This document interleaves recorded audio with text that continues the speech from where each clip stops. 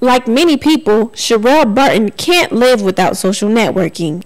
She signs into Facebook and Twitter at least 8 times a day and spends about 45 minutes each time she's on. A day without logging on is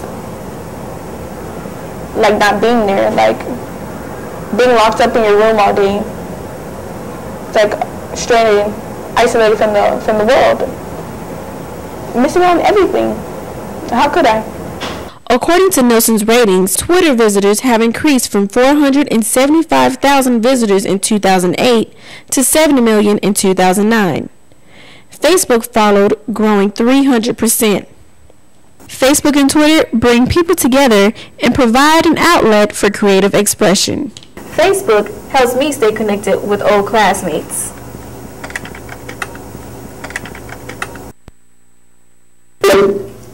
Even advertising and news networks use them for networking and targeting people with particular interest. Social networking also has a downside. The content of a person's page can hurt their career and even cause them getting jobs. Employers can also make hiring decisions based on looking at their profile. Privacy is another issue.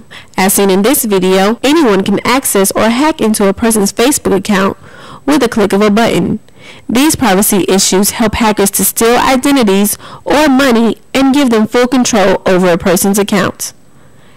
Some even say social networking will lead to a society where there is no need to communicate face-to-face.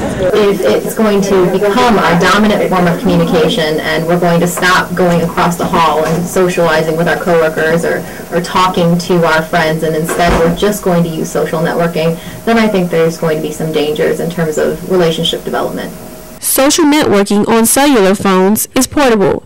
You can log on anytime, anywhere. My phone vibrates, notification, message, friend request, post, something happens, take a picture, just upload it. Mobile networking is so popular, it's used in classrooms. They think they can hide behind their little textbooks or below the desk and thinking that they're so unobtrusive when they're not, because you can actually see, a smile. They got a tweet or something and it makes them light up, and they're not lighting up because of what you're saying. And so you can tell, and it's very, very distracting, and I think it's very, very disrespectful. Mobile networking is also used even when driving. Networking on cell phones has become such a problem that new laws are being enforced in Florida as of January 2010, which prohibit making, sending, reading, or viewing cell phones while driving.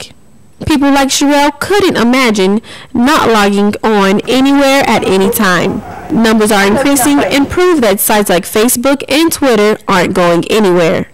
I am Marla Spence, reporting for WBRY.